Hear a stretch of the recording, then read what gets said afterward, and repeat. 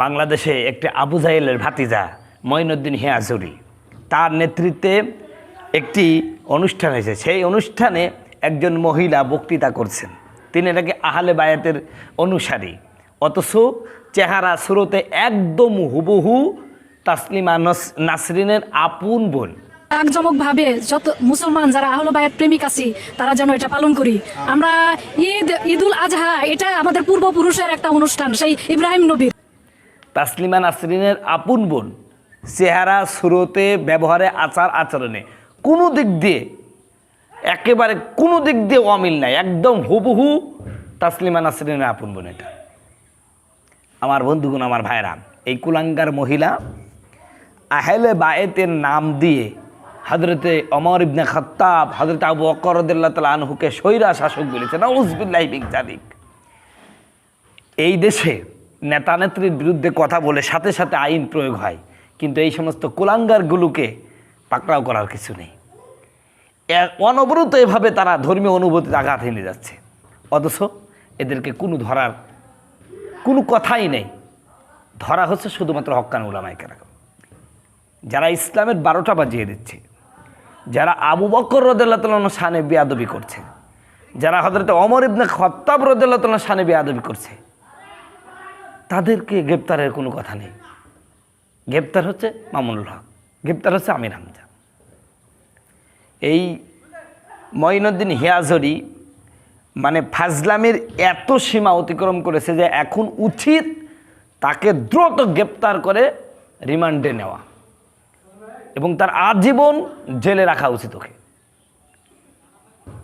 কারণ একের পর এক মানে নাস্তিকরা যে সমস্ত কথা বলতে সাহস পায় না, এরা সুন্নি নাম দিয়ে এই সমস্ত বদমাইশি করে যাচ্ছে। কি আশ্চর্য! এমনকি ঈদুল আজহা নিয়ে যে কথাটা বলেছে, ঈদুল আজহাটা মানা জরুরি না, ওনাদের 18ই জিলহজ ঈদে গামি, এখানে লেখছে ঈদে গামি, ঈদে গাদির হলো সবচেয়ে বড় ঈদ। তাদের ঈদ হচ্ছে ঈদে গাদির, এমন কথা তারা বলতেছে। এবং বিশ্বনবী মুহাম্মদ রাসূলুল্লাহ সাল্লাল্লাহু আলাইহি ওয়াসাল্লাম সম্পর্কেও তাদের যে কথা, এতে স্পষ্ট প্রমাণ হলো যে এরা পাক্কা শিয়া। আমরা শিয়া করি, বাংলাদেশে তথাকথিত সুন্নিরাই হচ্ছে সবচেয়ে বড় শিয়া। মনে রাখবেন, যারা আবু বকর রাদিয়াল্লাহু তাআলা আনহু, উমর রাদিয়াল্লাহু আনহুকে স্বৈরাচার বলে, তাদের ঈমান আছে এটা কখনো বিশ্বাস করা যায় না। এরা তথাকথিত নাস্তিকদের প্রতিনিধিত্ব করতেছে। আর নাস্তিকদের যদি প্রতিনিধিত্ব না করবে, তাহলে ওই মহিলার বেশভূষা একজন নাস্তিক মহিলার মতন হলো কেন? আমি তো অবাক হয়ে গেছিলাম, মনে করি এটা মনে হয় তাসলিমা নাসরিনকে আবার নতুন করে ভারত থেকে দাওয়াত করে এনে বলাছিতে। কথাবার্তা সুরতে সিরাতে সম্পূর্ণ বা তাসলিমা নাসরিন। নাউযুবিল্লাহি মিন যালিক। এই বাংলাদেশে ইসলামের 12টা বাজানোর জন্য এই সমস্ত তথাকথিত সুন্নি নামের কুন্নিরা, সুন্নি নামের এই চুন্নিরা আজ মাঠে নেমেছে। অতএব এদেরকে শক্ত হাতে দমন করতে হবে। হক্কানি উলামায়ে কেরামকে বলছি, আপনারা আপনাদের বক্তৃতায় এই সমস্ত সুন্নি নামধারী চুন্নিদের মুখোশ উন্মোচন করে দেন। এরা ইসলামের কেউ না, এরা আসলে সুন্নি না, এরা সুন্নি নামের চুন্নি। এ কথাগুলো আপনারা বলুন।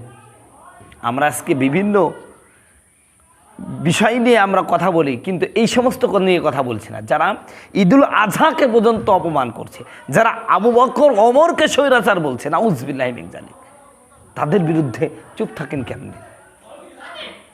রাসূলুল্লাহ সাল্লাল্লাহু আলাইহি ওয়াসাল্লাম এর জীবদ্দশায় হযরতে আবু বকর রাদিয়াল্লাহু তাআলা আনহু ইমামতি করেছেন। হযরতে আলী তো কোনোদিন ইমামতি করেন নাই। এবং হযরতে আলী রাদিয়াল্লাহু তাআলা আনহু, হযরতে আবু বকর, হযরতে ওমর, হযরতে ওসমানের খেলাফত মেনে নিয়েছেন। তাকে আমিরুল মুমিনিন, তাদেরকে হিসাবে আমিরুল মুমিনিন হিসাবে আবু বকর, ওমর, ওসমানকে হযরত আলী মেনে নিয়েছেন।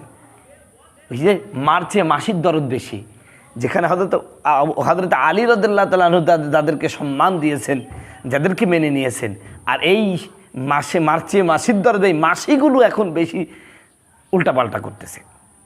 অতএব বাংলাদেশের ওলামায়ে কেরামকে বলছি, এদের বিরুদ্ধে সোচ্চার হন। খালি দাওয়াত পাওয়া যাবে এমন বক্তব্য না দিয়ে জাতির উপকার হয় এই সমস্ত কথাগুলো বলেন, এদের মুখোশ উন্মোচন করে দেন, প্রতিটা বক্তৃতায় এদের কথা বলেন এবং দরকার হয় ওদের বিরুদ্ধে ঐক্যবদ্ধ আন্দোলন করতে হবে, করে সরকারকে বাধ্য করতে হবে যেন এই সমস্ত মাজার পূজারী সুন্নি নামের চুন্নিদের গ্রেপ্তার করে শাস্তির আয়ত্ত আনা হয়। তা না হলে ইসলামের 12 ইসলামকে জবাই করে ফেলবে। আরে নাস্তিক মুফাসসিল, নাস্তিক আসাদুর যা না করছে তার চেয়েও বেশি ক্ষতি করছে এরা। এই কুলাঙ্গার কয়েকদিন আগে নামাজকে অস্বীকার করলো, কুরবানিকে বকাই বলতেছে এটা হচ্ছে গরু কুরবানির কথা কোরআন শরীফে নাই, নাউযুবিল্লাহি মিন জালিক। আর ইসমাইল আলাইহিস সালামকে কুরবানি করতে যে একটা দুম্বা জান্নাত থেকে এসেছিল এটাকে সে অস্বীকার করছে, অথচ আল্লাহ বলছে ফাদাইনা বিযিবহিন আযীম, আমি ইসমাইল আলাইহিস সালামকে একটি মহা জবেহর থেকে বাঁচিয়ে দিয়েছি। আল্লাহ রাব্বুল আলামিন বলছেন মহা জবেহর মাধ্যমে আমি তাকে বাঁচিয়ে দিয়েছি, সেটাকে সে অস্বীকার করছে। কোরআনের অসংখ্য আয়াত অস্বীকার করছে। সুতরাং এই লোকগুলোর আর ইমান না, এগুলো বেঈমান হয়ে গেছে। এই বেঈমানগুলোকে ভালো করে ধুলাই দিতে হবে, না জনগণকে ধুলাই দিতে হবে। জনগণ এদেরকে বিরুদ্ধে ঐক্যবদ্ধ হন এবং এদেরকে ধুলাই দেন, না দিলে এ ঠিক হবে না।